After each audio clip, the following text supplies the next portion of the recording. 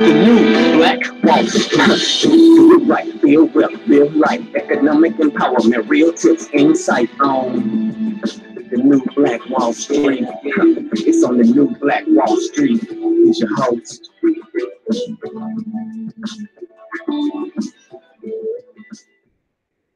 All right, my beautiful people, man. Thanks so much for joining us here today on the Money and Power Show. I'm your host, ERDJ, your certified financial educator, CEO of ERDJ Enterprises, ERDJ Black Bazaar, and also international best-selling author of the book, The Black Billionaires Club.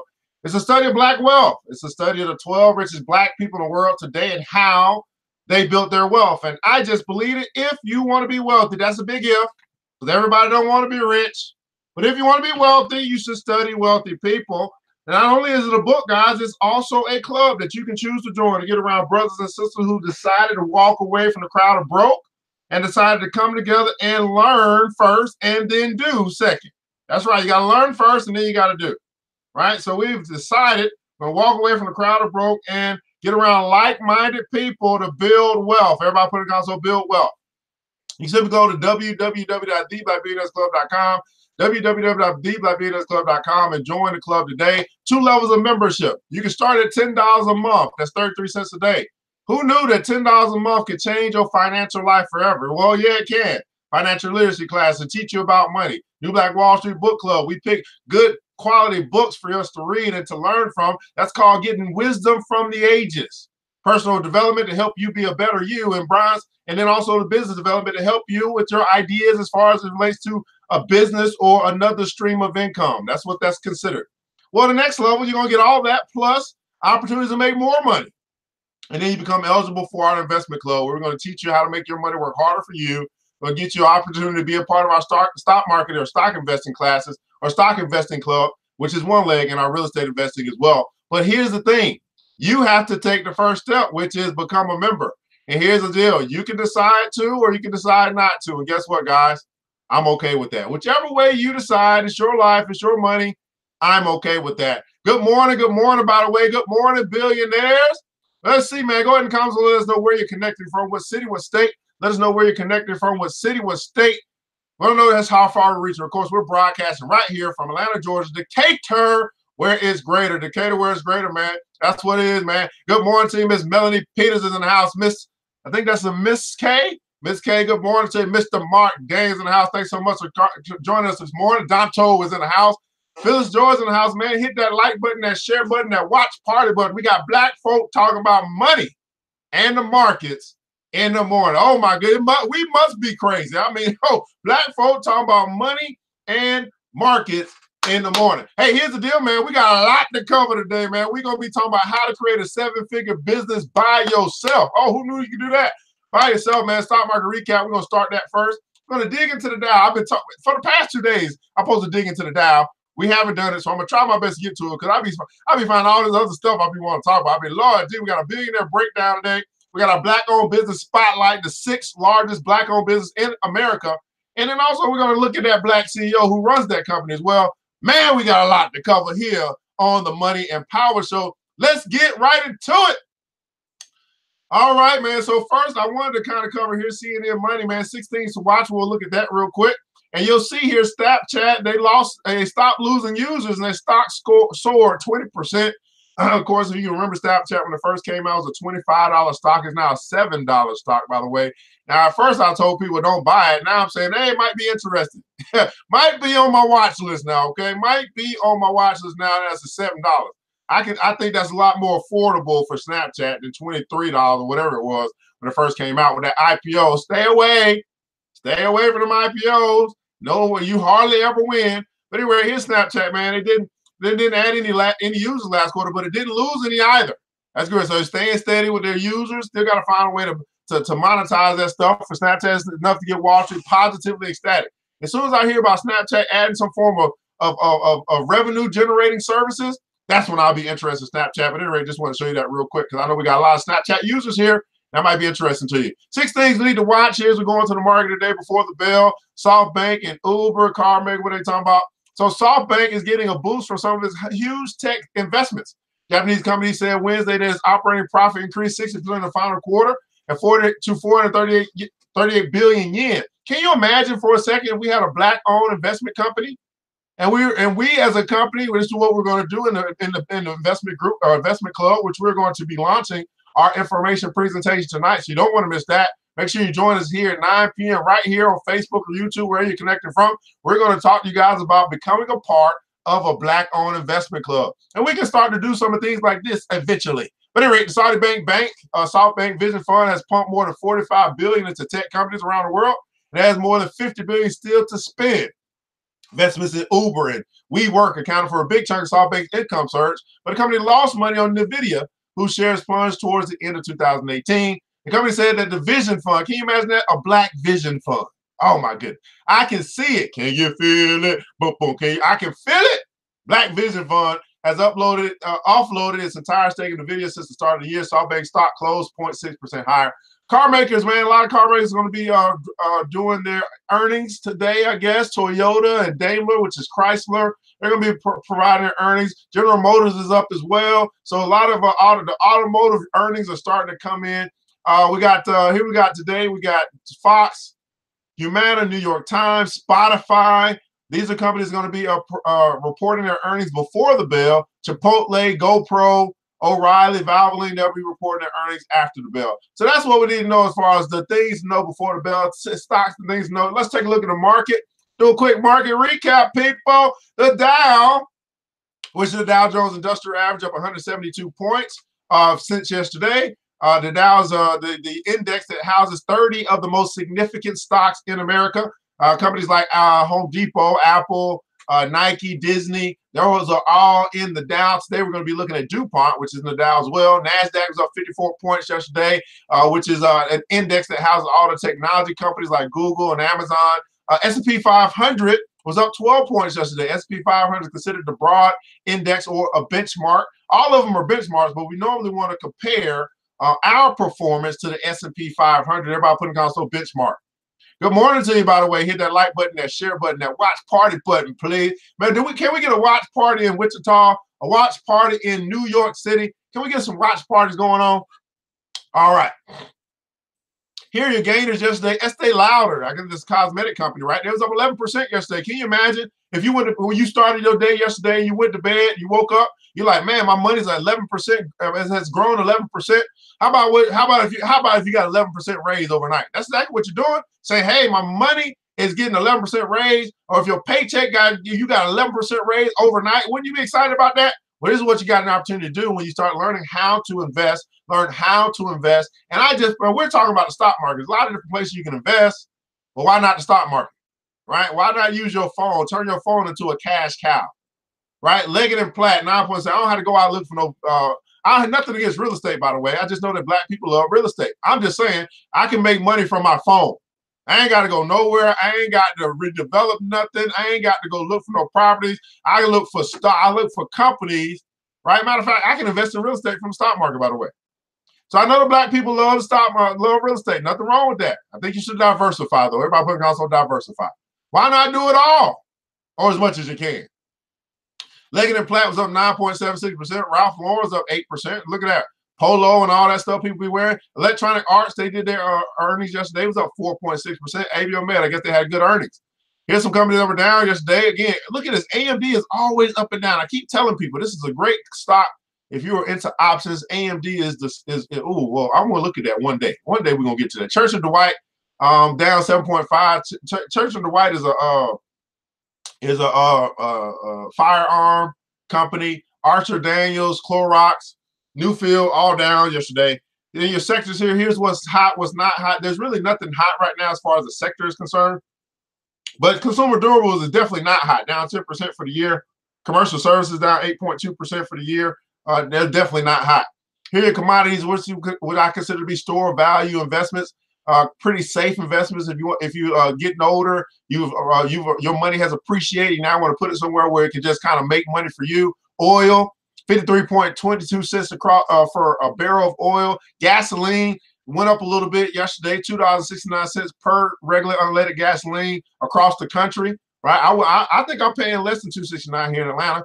Most people that's in California, stuff like that, are paying more. Gold, $13.16 per ounce. Silver, $15.73 per ounce. Corn, $380.75 per bushel. That's what they call corn, bushels of corn. Give me a bushel of corn. Let me see if I can. I still got to go down some more so I can turn this over. All right. Here are your currencies, guys. Euro, British pound, Japanese yen. These are the dominant currencies. If you're traveling, if you're in foreign exchange, that's what you want to see there. Your currencies. I travel a little bit, but I'm not in foreign exchange. How are stocks doing in 2019, guys? Well, if on January 1st you decided that this was going to be the year you got started investing, this is the year you're going to start learning how to make your money work harder for you than you work for it.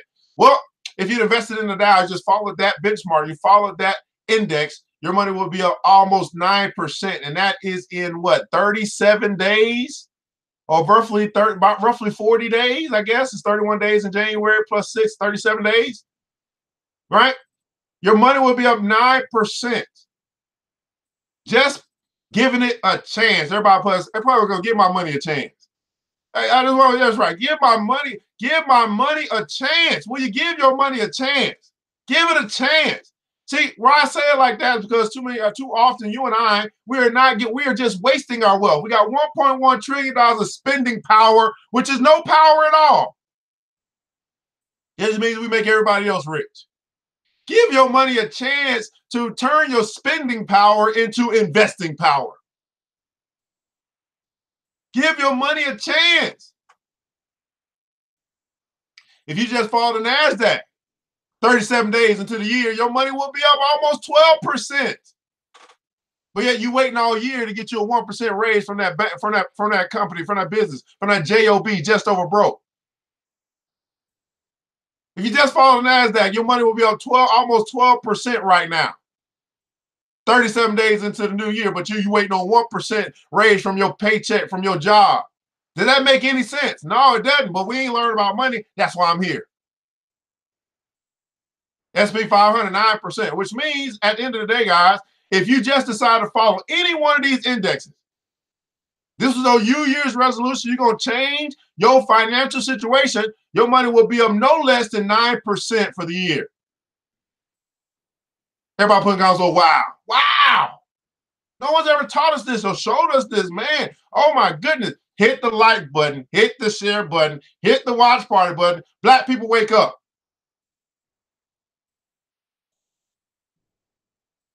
Wake up! What's going on, Legacy? What's going on, brother? Good morning to you, Corey Clark, man. Good morning, Billionaires. All right, let's keep going. What is the emotion in the market? I consider this to be sentiment. We do three levels of analysis. In my approach, what I teach people, we got sentimental analysis, technical analysis, and fundamental analysis. Okay, so when we look at sectors and financials, that's fundamental. Technical is like basically chart reading. Sentimental analysis is basically understanding the emotion in a market or volatility. Right now, it's getting greedier. I mean, more money is going into the market. More money is going in than going out. Right? So it's greedy. It's greedy. It's not extremely greedy, but it's greedy nonetheless. Right? And we see what's happening with that greed is causing the valuation of these companies to continue to rise. And the question is your money rising with them? Is your money rising with them? You using them? Pretty sure y'all using some cosmetic companies. I'm pretty sure you guys use gasoline to put in your car. Pretty sure some of y'all got some Madden football games or some NFL Live EA Sports. I'm pretty sure you got some of this stuff. Matter of fact, you live in this society, you are supporting some of these companies one way or another. Somehow you are. Why not get paid? Why not profit? We're on Facebook right now. Guess what? Facebook's paying me. What about you? See, I own some of Facebook. So I appreciate you guys logging in and being a part of the Facebook thing because that's helping my money. You can get in on the action too. There's nothing stopping you but you. You just gotta learn, right? You gotta learn and then you gotta do. If you decide to. I recommend it, by the way. I recommend it.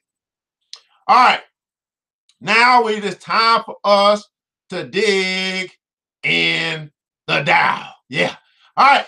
So I'm gonna try to do my best to get through it. You know, I get to talking, guys. Oh Lord, I get to talking. Lord, the Dow, man, we're gonna be looking at DuPont.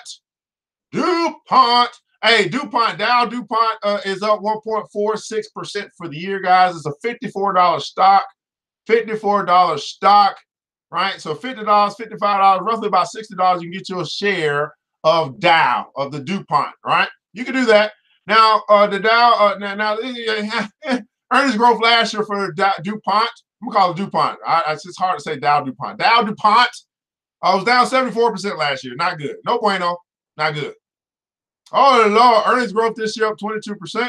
Earnings growth projected for the next 5 years, 9.6%. Revenue growth last year was up 29%. So although the earnings were down, the revenue was up. Interesting.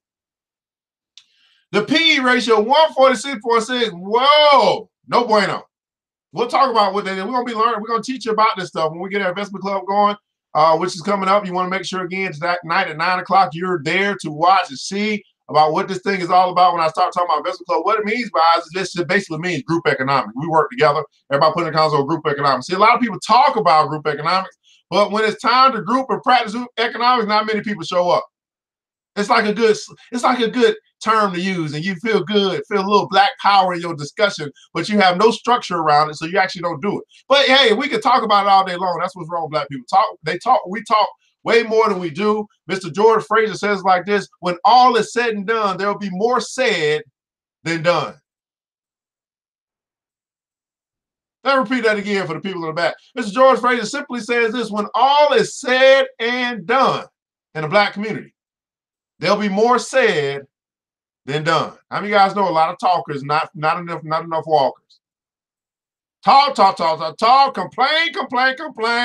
Oh, Lord. But then you start talking about, here's the solution. Oh, no, we don't want to do nothing with the solution. Oh, no, that's not what we want to do. We want to keep complaining. I mean, fix our problems. Oh, man, that's like a doctor actually healing you. We don't want to do that. We want to stay sick. We sick, boss.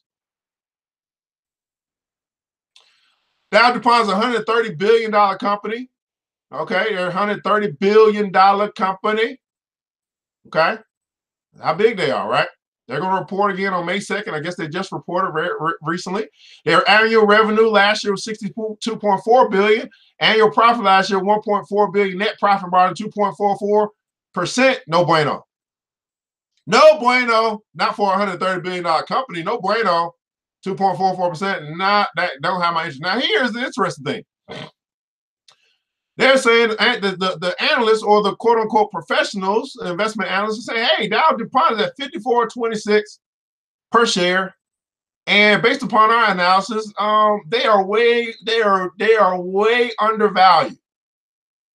Right? Our analysis saying 61. They're low over the next 12 months. Going to be 61, 12% increase. The median, based upon our forecast, $71 per share. That's a 30% increase. Their high is up to as high as $90 per share. That's a 65% increase. So they're saying, hey, they think that Dow's a little undervalued. Of course, it's not a sexy stock. It's not an Amazon or Facebook or Google. It's not something, but we're going to find out what DowDuPont does and just see. Now, they're in the Dow, which means they're considered a significant stock. Everybody putting down so significant. They're considered a significant stock. DowDuPont, what are they? What do they do? Well, it's a holding company which engages in the development of special materials, chemicals, and agricultural products. It operates through the following segments: agriculture, performance metals and coatings, industrial intermediates and infrastructure, packaging and specialties, plastics, electronics and imaging, nutrition and biosciences, transportation, advanced polymers, safety and construction. The agriculture segment focuses on seed and crop protection businesses. The performance materials and coating segment caters to uses of silicone, acrylics, cellulosics-based technology platforms. The industrial intermediates and infrastructure segment includes construction chemicals, energy solutions, industrial solutions, and polyurethanes and chlor-alkali and vinyl. The packaging and specialty plastics segment produces ethylene, polyolefin elastomers, and ethylene propylene diene monomer elastomers. Okay, let's keep going. The electronics and imaging segment supplies materials for consumer electronics. The nutrition and biosciences segment offers solutions for the food and beverage, pharma, personal care, energy, and animal nutrition market. I don't think I want anything nutritious from DuPont. I don't think that's what I want. I hope I ain't eating them from them. Lord Jesus, that means stick with the chemicals. Oh Lord, do you see this? Oh Lord. The transportation and advanced polymers comprise of engineering, resins, adhesive, lubricants, and parts of engineers and designers in the transportation, electronics, medical, industrial, and consumer end market. The safety and construction segment includes engineered products and integrated systems for the construction, worker safety, energy, oil and gas, transportation, medical devices, and water purification. I don't want none of that. Water purification, after all those chemicals y'all deal with, no sir, and separation. Company is headquartered in Wilmington, Delaware. Okay. Oh Lord. Okay. Now, this is where they're located. We're going to take a look here. We're going to take a look at DuPont. We're going to go to their website. We're going to hear from the horse's mouth about what they have to say to their investors. If you decide that DuPont's what you invest in, I like this right here. Look at this. They were, for some reason in 2017, they had to hire a whole bunch of people. They normally, staff about 56,000 employees. They had to double that in 2017. Yes, that's good. Why? That means that they are doing something. I don't really know about DuPont. But that means that they hire people for a reason. They didn't hire people just to hire them. They didn't hire them just so they can say we're helping with unemployment. They hired them to do a job because they plan on making a whole bunch of money at some point in time, I guess. So maybe these analysts, when they say, oh, it's undervalued, I think we need to put DuPont. Well, see, this is what we're doing in Investment Club. I think we might need to put DuPont on our watch list. Something's going on. How do you double? I mean, why would you double your staff if you weren't planning on making a whole bunch of money as a business? Huh? See, when you get around the right people who can start looking at this stuff, it's be like, okay, hey, let's think about this for a second. Let's talk about money. Business. Why would a business double their staff in a year? If they were not expanding, they weren't looking to acquire some territory, they weren't looking to make a whole bunch of money to pay that staff. Something's going on with DuPont. All right, we're going to skip the news and the charts. We're going to skip the forecast. No, we're going to go to the forecast.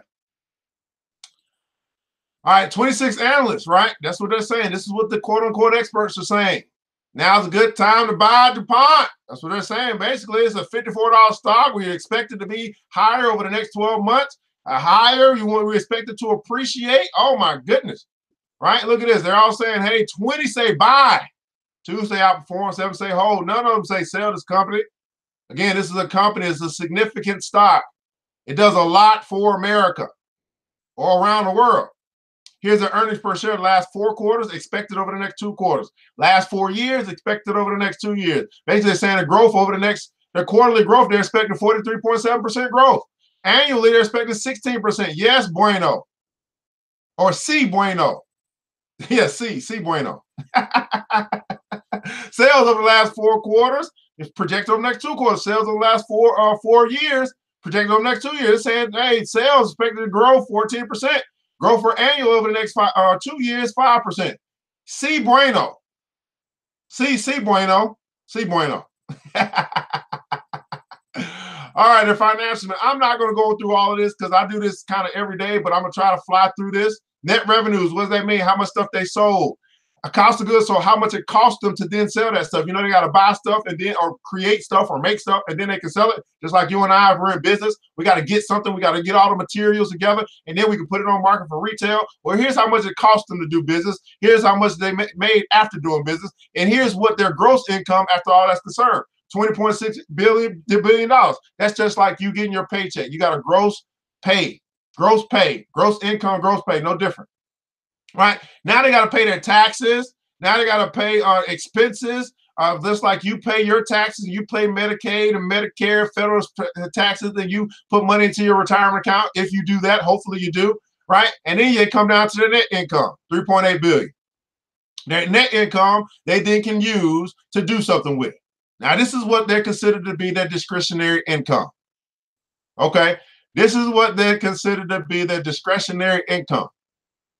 Now, hopefully you, after you get your paycheck and you pay your taxes, and you take care of your expenses, your living expenses, and you put your money into a contribution retirement, hopefully you got some discretionary income that you can do something with. Now we're going to find out what these businesses do with their discretionary income, and guess what? You are a business. We're going to wonder, I wonder what you're doing with yours. $1.1 trillion in spending power. We're probably wasting our discretionary income if we have it. Balance sheet. This is going to talk about what this is their net worth or their equity as a company. For you as an individual, it's called net worth. I can show you how to do this as well. Your assets, how much stuff you owe outright. No mortgage, no loan. You own it. It's yours. You got the deed. It's yours. You own it. You own the house. You own the car. You own some assets. You own some collectibles. You own some stocks. You own a life insurance policy. Stuff that you own. $188 billion in assets for DuPont. Liabilities, what they owe. All of your loans that you owe. The mortgage that you got to pay on. The car note that you got to pay. The stuff that you have to pay, that you are a slave to a lender for. Uh-oh, did he just say that? Yeah, it's in the book. Their asset, their liability is $91.9 billion. So that means that they have positive equity. Everybody put it down, so positive equity. They got positive equity, about $90 billion in equity. Just like your house might have some equity, it has some value, it's worth more than what you owe on it. Well, this company is worth more than what they owe, by $90 billion. Which means that if you and I are a shareholder, we get to participate in that $94.6 billion of equity. Now, what's amazing is we don't have enough black people watching something like this because we're talking about money and we seem to be allergic to prosperity for some reason.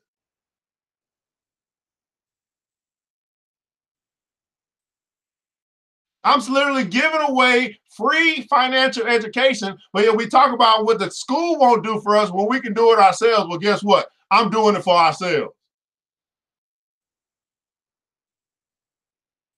Here's what we have. Here's what we learn, black folk. And here's a sad truth. Most of us simply are not interested in learning about money. We rather complain about what somebody isn't teaching us, but we're simply not interested.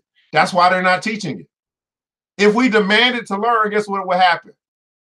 If we truly demanded to learn about money, guess what would happen? It will become a part of our education.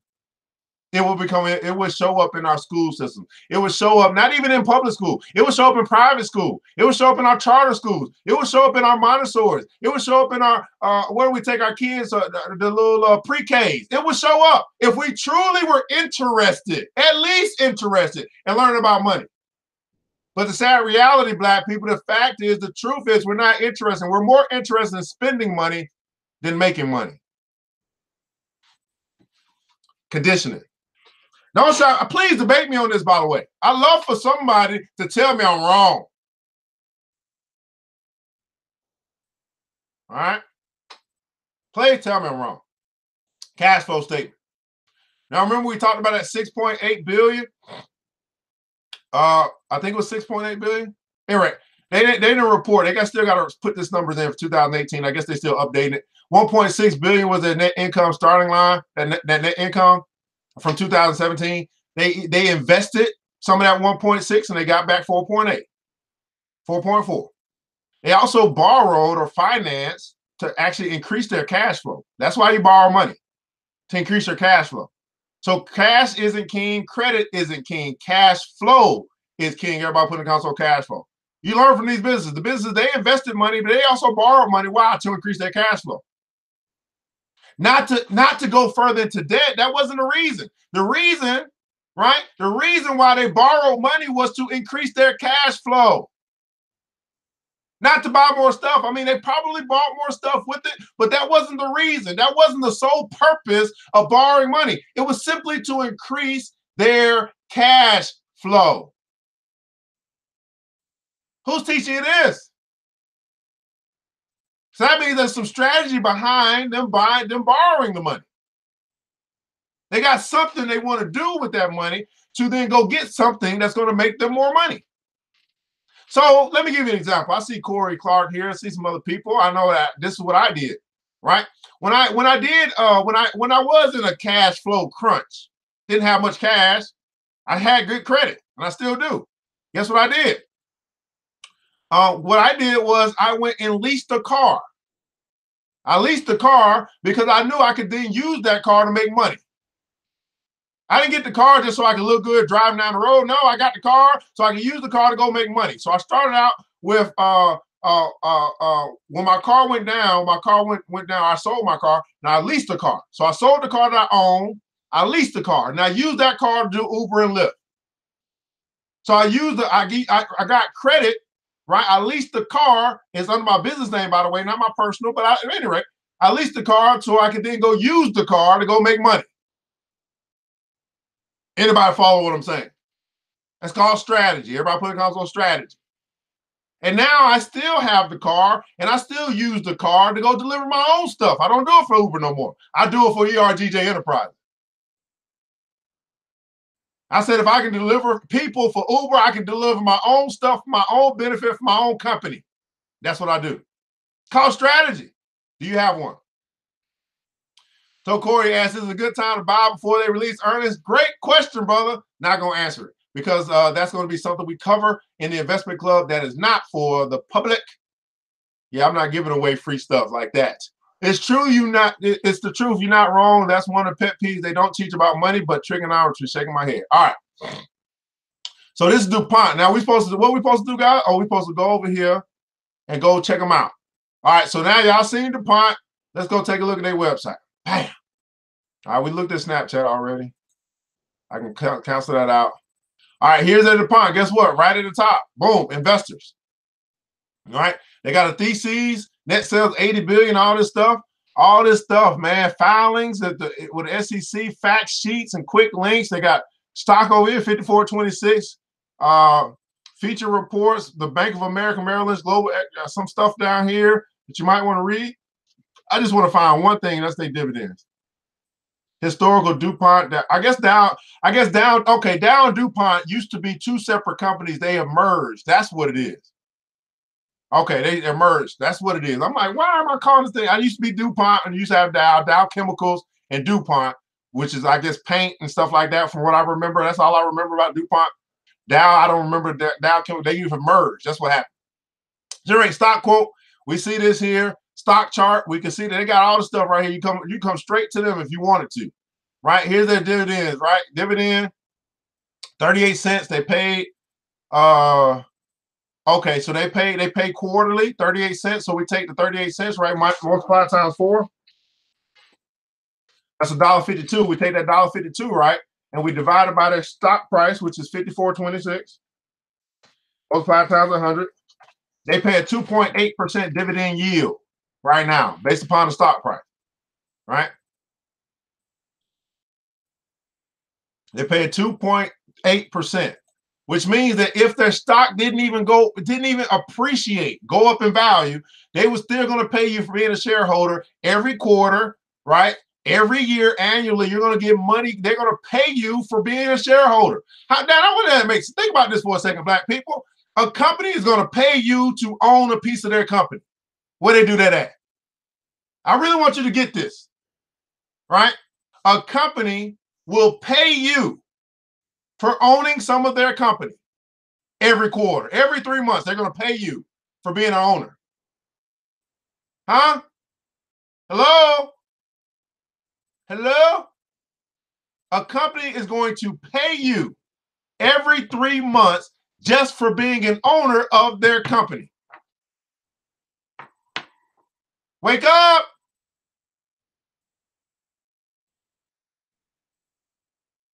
Where?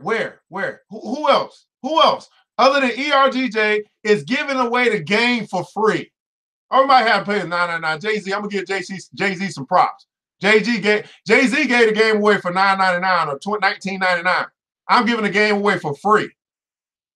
Did you hit the like button? Did you hit the share button? Did you hit the watch party button? Do you care enough about your fellow man, your brother or your sister? Are you your brother's keeper? Are you your sister's keeper? Are you willing to help them know what they don't know about money? Did you do that at the very least? Do you care enough?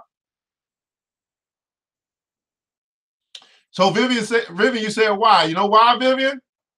You know why they're doing that? Want to know why? Okay.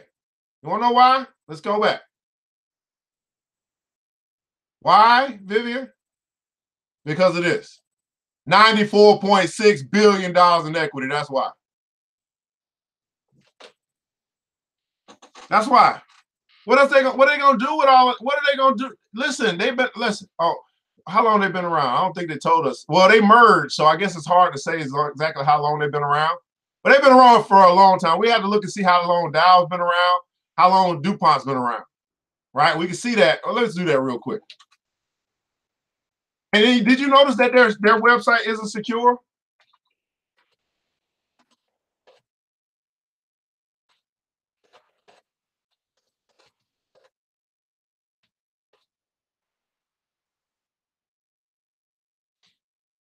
Dow. I want to see the Dow. I want to see Dow. Dow. So Dow started in 1897. Okay. When did DuPont start? 1897. 122 years. DuPont. DuPont started in 1865. No. They started in 1802. That's what? That's 200 years ago. That's 217 years ago. This company been around for 217 years. Lord Jesus. Whoo, Lord. You see why? Because listen, they don't even call it, a business. You see this word conglomerate. See, I'm talking about, man, I'm telling you, when you get up to this status, you ain't just running no business. The conglomerate is another word for empire. Okay? It's another word for empire. Lord, Lord, Lord, 200 years old. Let's look up conglomerate. See, these are words that billionaires use, by the way. Conglomerate, tycoon. You ain't know, you talking about you want to be a boss. You can be a boss all you want. I'm working on tycoon status. Conglomerate, anything composed of a corporation consisting of a number of subsidiary companies or divisions of a variety of unrelated industries, as we saw, right? Nutrition, unrelated, had nothing to do with it. Usually as a result of merger acquisition. So there were a conglomerate already as DuPont. Then they merged with Dow. Now what are they? I mean, a multi-conglomerate? I mean, look at this word here, conglomerate. You're going to learn today. Lord Jesus, okay. So we take a look at the stock market recap. We dug into the Dow. Now it's time for us to do our billionaire breakdown. That's right, our billionaire breakdown. Y'all, I hope y'all getting something out of this, by the way. I know you are. Our billionaire breakdown, man. Number 27, the 27 richest people in the world. Beate, Heister, and Karl Albrecht Jr. They are the $36 billion men. Now you probably be wondering, who the hell are they? What do they do? Well, they are the heirs to the Aldi retail fortune. So when you go to Aldi, you know who is actually the heirs, who's running it, right? Blue chip stocks are anything in the Dow. Blue chip stocks are anything in the Dow. Beate, Heister, and Karl Albrecht are the children of Karl Albrecht Sr., who died in July 2014 at the age of 94.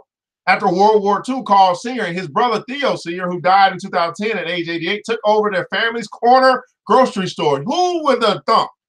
If black people just simply started a corner grocery store, that thing might just become the next Aldi. And you can have your own grocery stores in your own community. And it was started by a family. Everybody put accounts on family business.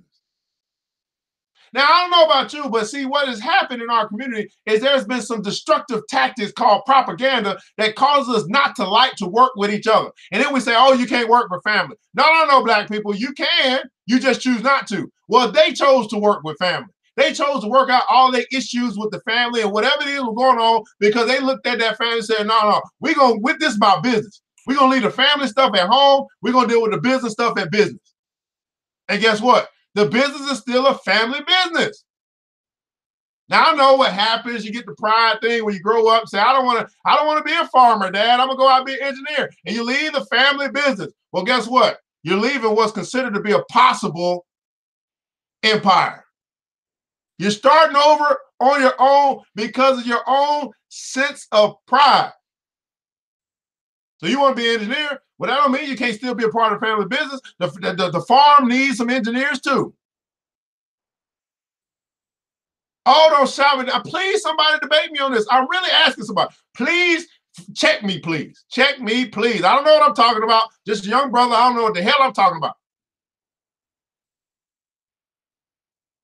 Propagating the discount revolution in Germany retail, and they built their Aldi supermarket chain based on low price strategy similar to Walmart. In 1961, the brothers split ownership. Karl Sr. took the stores in South Germany, plus the rights to the Aldi brand in the United Kingdom, Australia, and the United States. Theo got the stores in Northern Germany and rest of Europe. In 1971, he bought U.S. grocery store chain Trader Joe's. So the Aldi family retail fortune also owns Trader Joe's.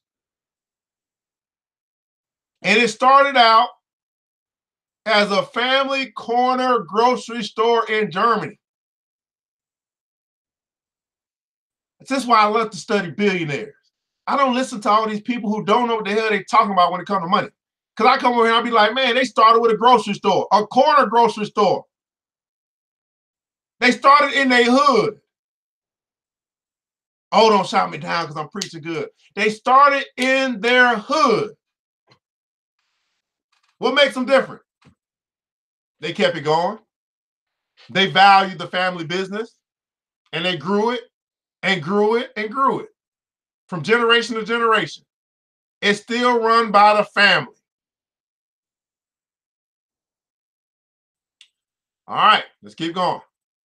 The source of wealth, supermarkets. Now, these are the sons. The sons inherited the wealth of the parents or the uncles or something like that. Brothers, right? They were brothers. So they inherited the wealth of their father and uncle. Are you leaving an inheritance for your children?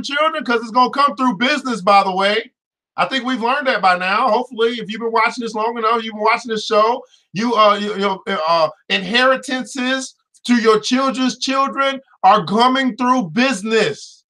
Now, I know you want to say, oh, I got a life insurance policy. That's great. That's something that you can pass down to the next generation. But I ain't say the next generation. I said the inheritance for your children's children. That's the generation after that. It's going to go through business. Here's a question. Do you have you started? Are you part of a family business?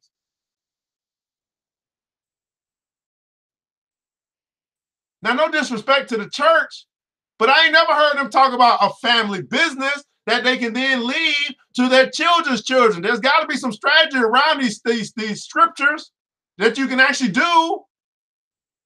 And it can start as simple as a corner grocery store in your hood. Beate Heister was never worked at Aldi's South, but her son, Peter Max Heister, heads the advisory board. Son Christian also serves on the board. Look at that. Karl Jr. has no children, worked different positions at the company, but withdrew from his duties after a cancer diagnosis. He also serves on the advisory board. Billionaires. The 27th richest family, I guess, in the world. And it started from a corner store, a grocery store in their hood. Wow. Woo. It's getting heavy, man. All right, man. That's our billionaire breakdown. Beate Heister and Karl Albrecht, man. Now it's time for us to look at our Black-owned business spotlight, people. That's right, our Black-owned business spotlight. Black Enterprise, they bring out the BE 100. That's the 100 top at Black-owned businesses in the world at the time. I think this was 2018 or 2017. I'm not quite sure. But number 6, guys, number 6, the 6th largest Black-owned business in America is Modular Assembly Innovations, L.L.C. out of Dublin, Ohio. The chief executive, Black man, Billy Vickers. It's an automotive parts type of business. Now, you'll see we got 3 different automotive parts types businesses in the top 6. They staff 252 employees. Annual revenue in 2017 was $1 billion. So he runs a $1 billion company. Doesn't make him a billionaire, but he runs $1 billion company. Anybody ever heard of Mr. Billy Vickers? It's Black History Month. I guess we should start learning about these people, huh? So let's take a look here. They do have a website. Here it is. Now, I don't like their website, by the way. Mr. Vickers, we're going to have to do something about this. I mean, this, whoo, Lord, this website here looks so, it looks like it's 1995. 1999 up in here. But anyway, it don't matter. They run $1 billion business. I guess they don't need a super duper website. All right, so how they began, they started in the Great Lakes Assembly, L.L.C, a modular assembly and supply chain management company that launched a joint venture with Honda-owned Midwest Express. GLA produced automobile center console modules, center consoles, tire and wheel assemblies, powertrain accessory modules, chassis, and engine components, right? Next, they in May 2007, the modular assembly supply chain management company that launched a joint venture with Honda GSC produces automobile tire assemblies and fuel cell components. In October 2008, they formed into the Indiana Assemblies. Right, I guess that was a merger or joint venture, right? It produced tire wheel assemblies and all that stuff.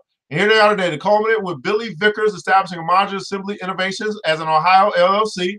So you see how they've transformed LLC after LLC, still same business model, but they have they've converted or transferred or converted their business time and time again, depending on where they were. They had established a business in Indiana, established a business here in Gulf Shore or wherever that was, Great Lakes. Right, so these are all business transformations or evolution across as they move forward. This is a Black-owned business, by the way. Hit that like button, that share button, that invite button, that watch party button. Acquired 51% of the GLA, GSA, and IA in a joint venture with Honda-owned Midwest Express. With Mr. Vickers' leadership, along with a savvy team of professionals, the company has grown into over $1 billion in revenue and employs 281 associates. Mr. Billy Vickers, President CEO. Billy Vickers understood at a young age the importance of being a team player, having dedicated work ethic and the value of strategic planning from his years as a running back at North Carolina State University on a football scholarship while entering a Bachelor of Science degree, and throughout the process his professional business career, he's been busy setting records. North Carolina State, he ranked 14th of all-time average yards gained in a single season, 10th in all-time career yards gained, with her 489 carries and 2189 yards, and is tied for the 11th in all-time rushing attempts in a single game with 30 attempts. All right, good, great. He was a good running back. In business, Mr. Vickers began his career as a plant superintendent. He started as a plant superintendent. He had a job for iron castings in Ironton, Ohio. In his role, he was responsible for day-to-day operations of manufacturing operations, quality and new product launches, including a successful launch of the Ford I-Beam suspension program. Mr. Vickers' next career move as a director of operations, then later general manager with New Haven Foundry. New Haven Foundry was then the largest minority-owned foundry in the United States. Mr. Vickers was successful in guiding New Haven Foundry and growing the business to a major Tier 1 supplier to Chrysler and General Motors. Under his guidance, the plant experienced dramatic improvements in quality, performance, and employee participation while increasing profitability. Mr. Vickers then started his own company. Everybody put so own. He then started his own company. Hold up a second. I got my job. I did good. I moved up the ladder, corporate ladder, and I became a general manager. I did good. I showed these people I could do it. I was part of a minority-owned business. Now I'm starting my own. It's called the evolution. Right? So Yale Inspection Services, he started minority business, minority business something certified company, providing quality engineering services to an automotive supply base. However, this path led him to an offer he couldn't refuse. In 2005, Mr. Vickers joined TAG Holdings as president and chief operating officer with responsibilities for modular assemblies division, which comprised approximately 80% of TAG Holdings revenue. So this brother moved up the corporate ladder. He started his own business, which is Yale Inspections. And then he got an offer in 2005 to become the CEO. That's just like somebody saying, hey, come run my company, Coca-Cola, for me, please. Right? He become a billionaire just from running somebody else's business. That's okay. It's okay. It's nothing wrong with that. Right? He probably benefits and all that stuff versus running your own thing. It's like, hey, I'm telling you, if you were that, and even if you at that level, hey, I'm cool with that. All right. So it would be great if we start seeing more, right, Black men or women that run Fortune 500 companies, because it's going to be very difficult for you and I to build a Fortune 500 company, but we can do it. We definitely could do it. It's not easy, but we can do it. Ms. Vickers handled manufacturing operations, planning, and oversight. Everybody putting comments on Black history. Yeah, putting comments on Black history. Yeah, we learned a little bit of Black history. That's current history right now. This brother is making history right now. And here's my question to you, Black people. See, I'm the type of guy, I'm saying, man, I want my birthday celebrated when I'm dead and gone. So every day I wake up, I ask myself, what can I do to make Black history today? That's my challenge to you. What can you do to make Black history today? And then do it again tomorrow. And then do it again tomorrow. Making Black history every day. Hit that like button, that share button, that watch party button. Let people know that we're here. Black people talking about money. Black people learning how about these companies and really studying wealthy people. Stop listening to poor dad. Stop listening to poor uncle. Stop listening to poor friend. Stop listening to broke folk. They got a whole bunch of opinions, but they have absolutely no idea what they're talking about.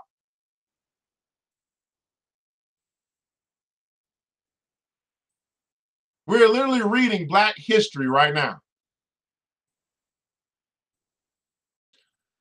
Why tag holders from 2005 to 2008, Mr. Vickers launched 3 joint ventures with Midwest Express. Same thing. He see how look at all these connections he had. Established Great Lake Assemblies, Gulf Shore Assemblies, Indiana Assemblies. Under Mr. Vickers' leadership, all companies became award-winning manufacturing operations. All of them. In 2011, Mr. Vickers established some modular assemblies, which we're looking at now. Buying out. Look at this.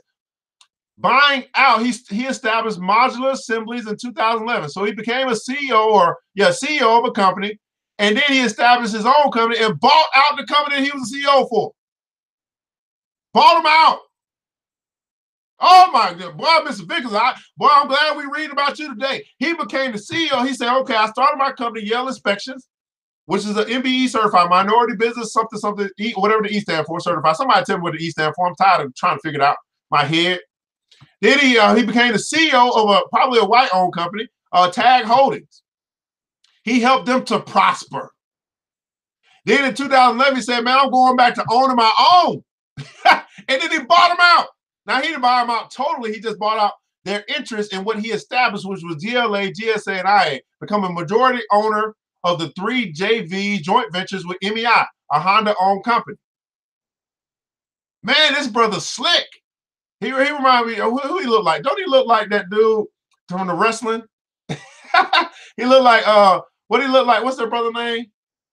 I hear him top of my head, bald head guy, black guy that's in wrestling. Anyway, that's who he look like. Slick. Now, he's not even not slick, but I can't think of it now. As in the nature of Mr. Vickers, holding record, MIE companies continue to thrive as the largest privately held, minority-owned company in Ohio at $1.2 billion. That was 2013. Stay tuned. Will Vickers will no doubt continue adding his record-setting reputation. Is that not inspiring, guys? He moved up the corporate ladder. He started his own business.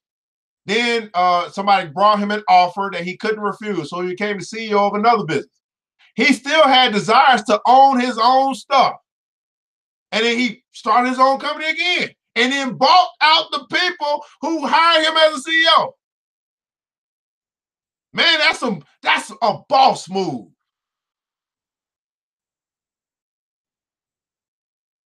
That's a boss move.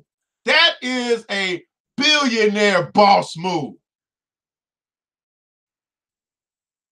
Whoo, Lord, Mr. Vickers. What we're gonna have to write about you? I feel another book coming on. Oh Lord. We salute you today, Mr. Vickers. Mr. Billy Vickers, the president CEO of you gotta work on this website though. It's unsecure, Mr. Vickers. We gotta get this website secure. I don't like being on an unsecure website. Modular Ray IE or Modular Assembly Innovations. We salute you today, Mr. Vickers, for leading the charge and setting records as the 6th largest Black-owned business in America. Everybody put comments on salute. Yeah, we gotta salute you, Mr. Vickers, leading the way.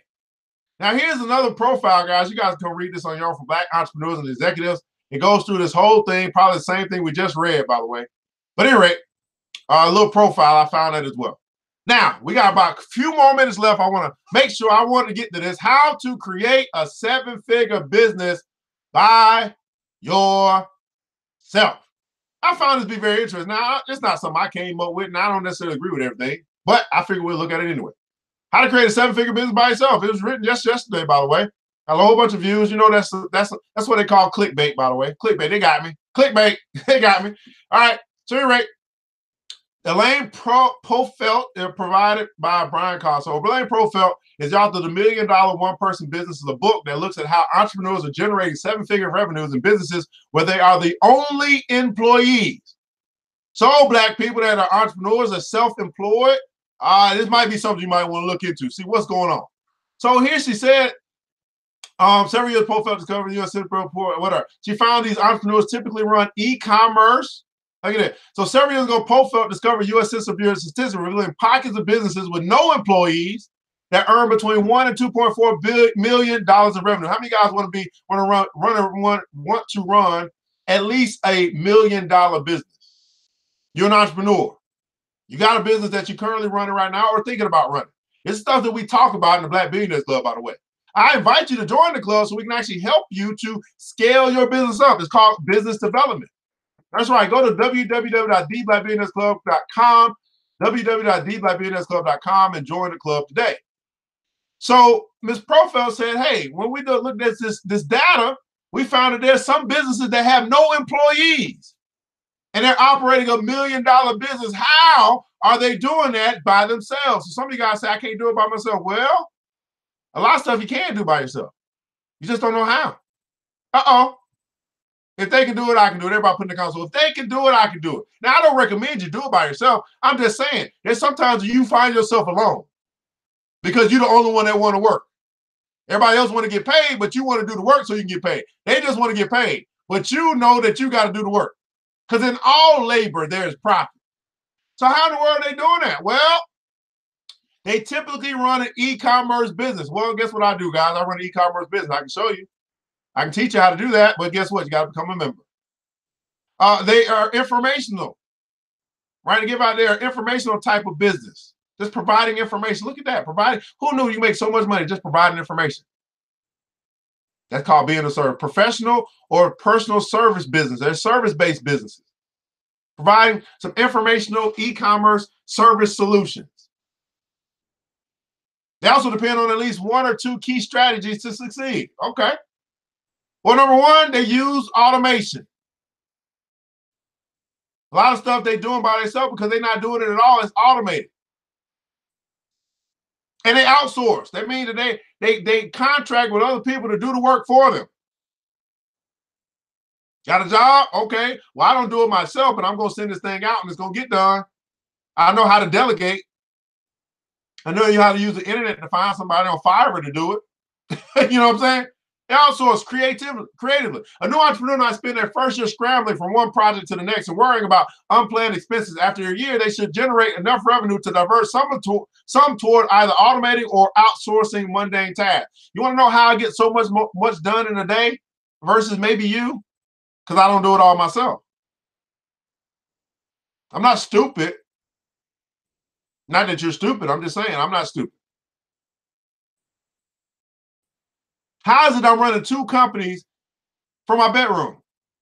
Because I don't do it all by myself. I automate a lot of my processes. Everybody put also automate. I outsource creatively. The things that I really don't want to do, that I suck at, I outsource it. I find somebody else to do it. I pay them to do it. Are they my employee? No. Did they get paid? Yes. Do I got to file on my taxes? Yes. It's called Schedule K. Of course, if you're a hustler and you don't actually have a business, you wouldn't know anything about that. Let me also say this for Black people in the back. You're not going to hustle your way to $1 million. You're not going to hustle your way to a millionaire status. You might do all right, but you're not going to hustle your way to $1 million status. Now, you can have some hustle, which is work ethic, but you're not going to hustle your way. You're not going to hustle your way to a millionaire, billionaire. It's not going to happen. I mean, I hate to break that news to you. I know you're doing what you know to do, but guess what? You can learn what you don't know. How many guys are using automation in your businesses?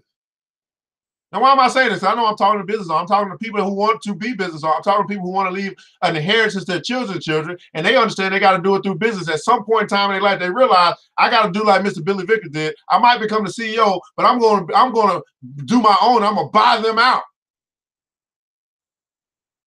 Automation, and then outsourcing. That's how they're doing it. How else? So they talk about personal nutrition coach who spends a significant amount of time arranging check-ins with clients could reclaim some of their time by purchasing a low-cost scheduling app.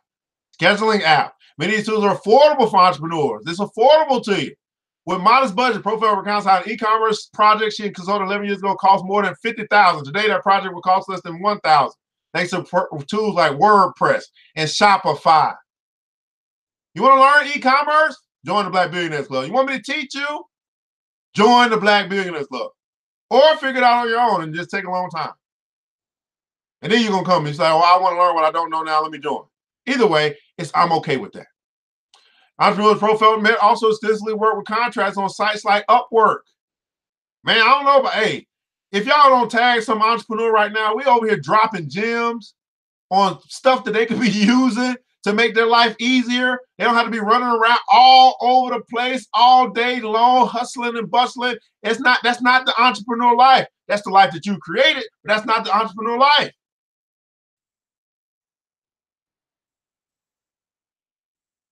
You're not going to hustle your way to $1 million status. You might run $1 million business by hustling, but you're not going to become a millionaire. I want you guys to understand there's a difference. You can run $1 million business and not be a millionaire. You can run $1 million business and still be broke, living paycheck to paycheck. Because just because you run something don't mean that you got all that money coming into your pocket. Think about it for a second. You had a great year, and now you got $500,000 in inventory. That's $500,000 that's sitting in your location or that you own that you have to sell in order to actually make revenue. So you can run $1 million business and not be a millionaire. You can run $1 billion business and not be a billionaire. That's what people don't understand. Like, well, how is Reginald F. Lewis not in your book? Because he's not a billionaire. He ran $1 billion business. He probably was a 400,000, 500,000, a 500 million man, but he wasn't a billionaire. Therefore, he didn't make it to my book. I was looking for a billionaire. I mean, $1 billion net worth. Oh, I'm talking too heavy for you guys. Let me go back to what we're talking about. All right, how to create a 7-figure business by yourself, right? So you're using these apps, they're using these websites. We are now in a digital age. If you I know if you're older, it's like, I don't want to listen. You better get some young people in your camp to show you how they can make your life easier. You better hire some young folks who are using all this stuff to make your life easier. You're gonna have to drop the pride. Drop the ego. You're going to have to stop over talking to youth. You're going to have to stop bullying people with your age. You better start listening or you're going to get run over. I'm going to say that for you. I'm sorry, because you can't hurt me. You better start listening or get run over because the next generation is coming. And you're either going to work with us or you are going to become obsolete. I know it's hard to hear. How can you talk like that? Because it's happening. You either evolve as a business, black business, or you become extinct. How do you evolve? You hire the youth. We are using, I'm not gonna say they, I think I still need to hire some youth. They are on the cutting edge of technology, but you think because of what you have built so far that you can maintain it. No, you better learn from Sears. You better learn from J.C. Penney. You better learn from Blockbuster. Don't do what they do. Hire the youth.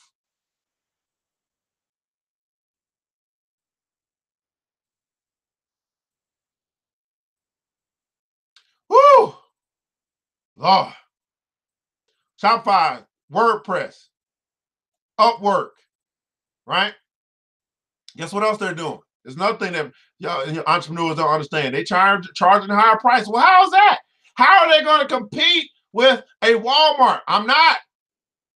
People are like, Amazon. I'm not competing with Amazon. I'm getting my share of the market. How am I still in business charging higher prices? Here's the deal. Here's the reality. Consumers are not that smart. I mean, let's just keep it real. They don't want to do research. They don't really want to do that whole thing. I mean, some of them do. I mean, if they really wanted to save money, they would have coupons. Everybody's not a couponer. Everybody's not a low baller. People see what they like and they spend their money to get it. They don't be like, oh, well, I like that. Let me go find out where I can find it cheaper. No, that's not what they do. They like it, they click it, they buy it. Consumers are not that smart. That's why $1.1 trillion in spending power means that we're consumers. That simply says that Black people, when it comes to money, are not that smart. Please debate me on this. I'm telling you, please prove me wrong. I want somebody. Please, I am asking. Please, if you're watching, please debate me on this. So they're charging higher rates. You got to be saying to yourself, now, hold up a second. How are they charging higher rates? They're going to business after charging higher prices for more premium services or goods. Everybody put a console premium. So whatever it is that they offer, right, they made it so valuable that people are willing to pay more for it. Wellness coach Megan Tiffany initially sold low-priced ebooks before creating the Academy of Culinary Nutrition, an online course and membership site that retails for several $1,000s. She created her own school, online school, with online members. After she started with selling ebooks, she said, oh, okay, we got the ebooks out, that's cool. But now I got a school.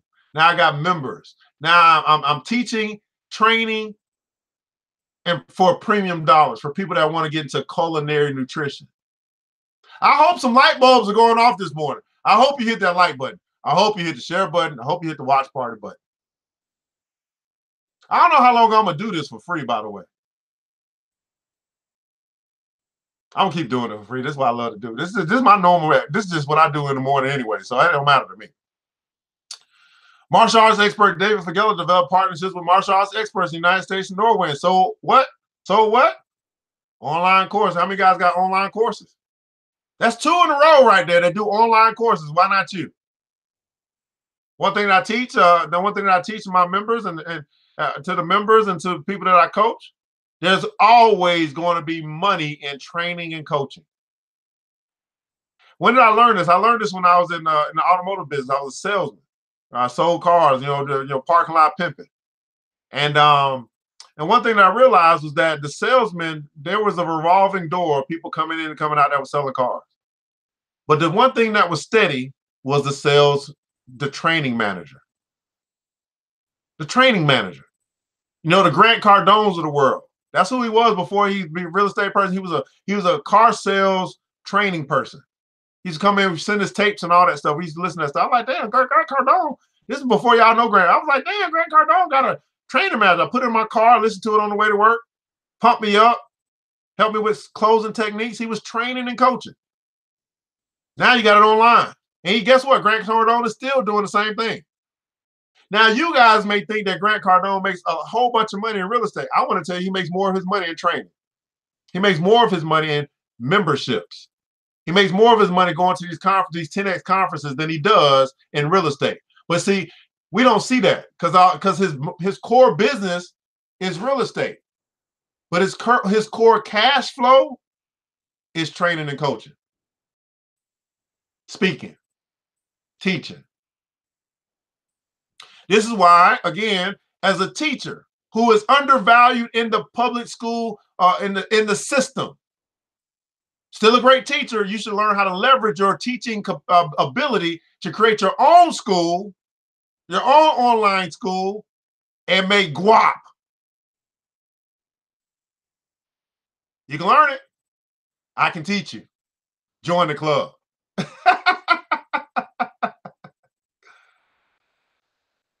Make no sense why you're making $25,000 or $36,000 a year. You're the best teacher in the school. It just tells me you haven't learned how to leverage your skills and your abilities to maximize the dollar. Can't complain about what they're not paying you when you're not willing to go out and get paid what you're worth. Let me say that again for the people in the back. We cannot complain about what some institution or what some organization, which we didn't start, is or is not paying us when we are not willing to go out and demand or create something that'll pay us what we're worth. Can't complain. But see, here's what broke people do. They complain about what somebody else isn't doing for them instead of focusing on what they can do for themselves. Oh, let me say that again for the people in the back. This is what broke folk do. Poor people. They spend all day complaining about what someone else isn't doing for them when they literally could use that time to go out and do something for themselves. This is why I like the Muslims, by the way. They teach you to do for self. I admire the brothers that stand out in the middle of the street trying to sell bean pies and oils and newspapers. I mean, I'd rather do it. I think they should do it another way, but hey, at least they're teaching them something. How to do for self, how to generate cash flow and wealth and or income and revenue for yourself. Oh, Lord, it's getting hot in here. All right, look at this. So the martial arts Dave guy said, look at this. It's easy to scale up a premium course. How do this brother, whoever this is, they said it's easy. They said it's easy. How many guys thought it was difficult? He said it's easy to scale up a premium course that you can create once and sell many times. This is why I like the book, right? What did I do? I wrote a book. I did it once. I can sell it to infinity. A course. You can do it once. You can create a course. Something that you do, something that you know, that you can teach somebody else. You can create it once. You can sell it many times. How many guys like to do something once and get paid for a lifetime? Do it once. I mean, go through the pain, the agony, the hour, 2 hours, or whatever it takes you in order to create that course, right? Put the curriculum together. Nobody likes to do it, by the way, because it's tedious. But if all you had to do was do it once and you could get paid for a lifetime, would it be worth it to do it once?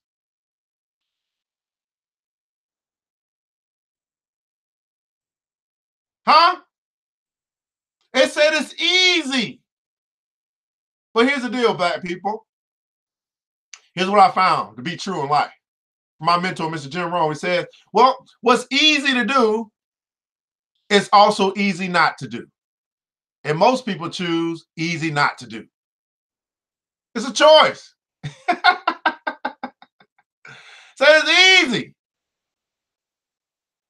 Easy to scale it, but obviously you got to create it. But that's the hard part. People got to get to the part of creation. Now, the good book tells us that we've been given the power to create. He's saying, hey, you can create it once. Just think about this. Think about this process. This process is almost like the process in the book where, in the good book where the lady, she was in debt and her son's children were about to be sold. And then the prophet came and said, what do you have in your house? She said, oh, well, I got oil. Well, I'm asking you, what do you have in your house? When I say your house, I'm talking about in your house, your temple, your body, your mind. You got some valuable stuff. You got some premium stuff that you can take out of your mind, put it on paper, take the time to do it once, scale it up, and sell it many times.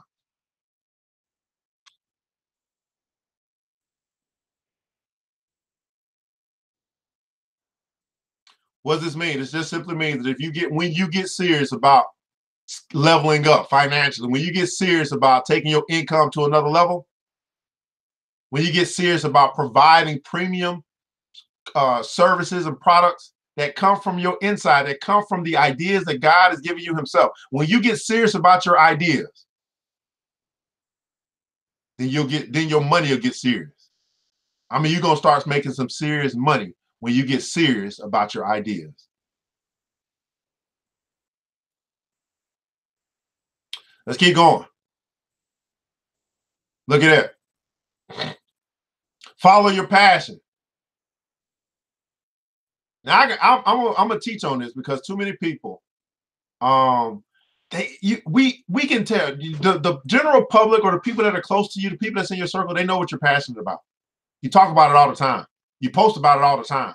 They know what you're passionate about. But yet you and your infinite wisdom, you never really look at your own self. You never really evaluate your own self. And you try to make it so difficult to figure out what you're passionate about. Everybody else knows but you. You need to discover. Everybody put console discover. Discover what you're passionate about. Follow your passion. It's where it's in your passion that's going to bring you the most profit. Why? Because everybody else knows that this is what you really love. You must be good at it. You must know something about it because this is all you study. This is all you talk about. This is all you do. This is the area you want to be the most helpful, most useful service. So we even, it doesn't have anything to do with a degree. It has everything to do with what you're passionate about. But yeah, you continue to waste your time doing all these other things that's outside of your passion versus following your passion, focusing on your passion, discovering your passion, and then doing something with it, turning your passion into profit. I'm telling you, in your passion is where you're going to find the most profit because it's what you're going to dive into for real. It's something you're never going to give up on. You're never going to let go. It's in your passion. You love to bake. You're a baker. You love to bake. You love to make like little cakes. You love to see the smile on people's face when they eat your delicatessen. You love it. It's obvious that you're passionate about it. Turn your passion to profit. Stop giving up on your God-given ideas, and he's trying to help you make more money. Don't shop it down. I'm preaching good. Building a seven-figure business is much fun if you're not passionate about what you're doing. Many entrepreneurs profile turn their hobbies and interests into businesses they enjoy spending time on. You know what I do all day? I have fun. Is it work? Yes. But it's more fun than work because I'm doing what I love to do every day. Will I ever retire? No, I won't. Because till the day I die, I'm going to do what I love to do. And guess what? I figured out how to get paid to do it. Just that simple. Everybody put in console, figure it out. You won't find a solution if you're not looking for it. If you decide that you're going to figure out how to make money doing what you love to do, you will figure it out. You'll find it. Seeking, you'll find. Ask, and the door shall be open unto you. Knock, or ask, and you shall receive. Knock, and the door will be open unto you. Simple universal laws. But maybe you just haven't been looking. Maybe you haven't been asking. Maybe you haven't knocked on the door of opportunity.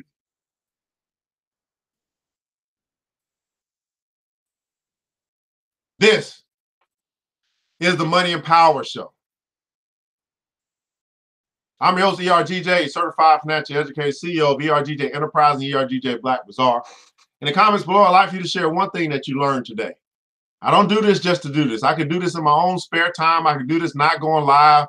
But I realize that there's really nobody teaching our people about money. And I'm a certified financial educator. I've been wanting to teach people about money for a long time, but I had to figure out how to do it that it make sense. So I finally figured out a way to simply use these tools for our benefit instead of our hurt. So I'm basically asking you, was this worth your time and why? Right? What did you learn today? What's one thought, one seed that's dropped into your subconscious, your spirit that you're going to cultivate and bring forth a harvest into your life? Why do I do this?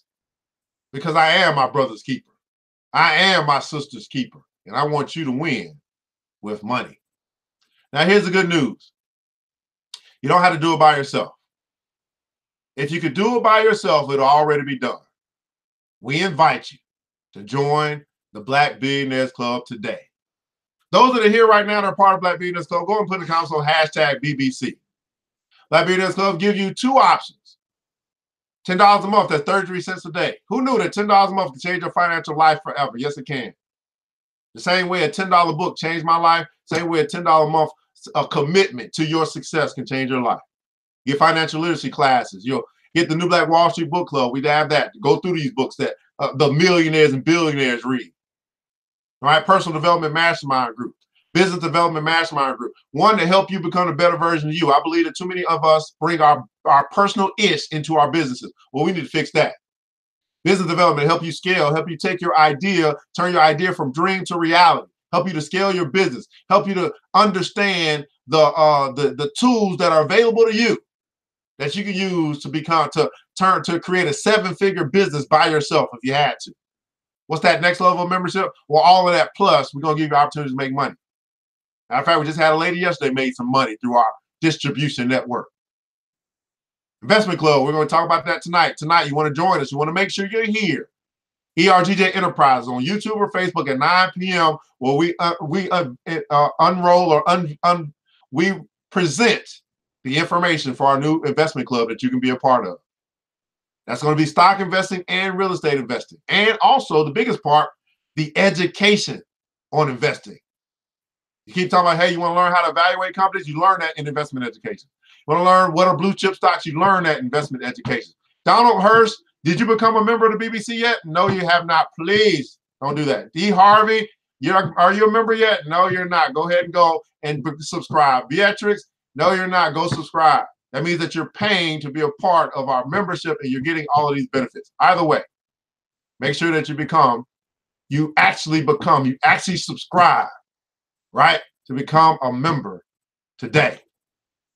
Well, guys, I want to say thank you so much for joining us here tonight or today, this morning. It's a absolutely wonderful Wednesday. We got to get up, get out, and go get something. I'm ERGJ, your boy. Who else is teaching you about money like this? Using Facebook, YouTube, using these platforms. See, I don't use it to just be social. That's great. Social media to you is wealth media to me. Now, hopefully, I've given you more than money can buy. There's some things that are more valuable than money. Number one is time. Number two, wisdom, knowledge. These things are more valuable than money. Matter of fact, those things you can turn into money if you learn how to use them and use them more effectively. Hey, guys, I want you to remember this, that it takes a village, and it starts with us. Let's build wealth. Let's build these businesses. Let's build these bank accounts. Let's build our community. But most importantly, let's build each other. And let's do it together. We all we got, people. But guess what? That's enough. I pray to God to preserve each and every one of you today. That as you go out today, you'll crush your goals. That God will give us an opportunity to meet again for the next episode of the Money and Power Show. Until then, Mr. DJ, hit the music. The new Black Wall Street. Thanks you for joining the show. We gave a lot of great tips, but it's time to go. Take the knowledge we shared, hope you use it and grow. We'll see you all there at the next episode of the new Black Wall Street. The new Black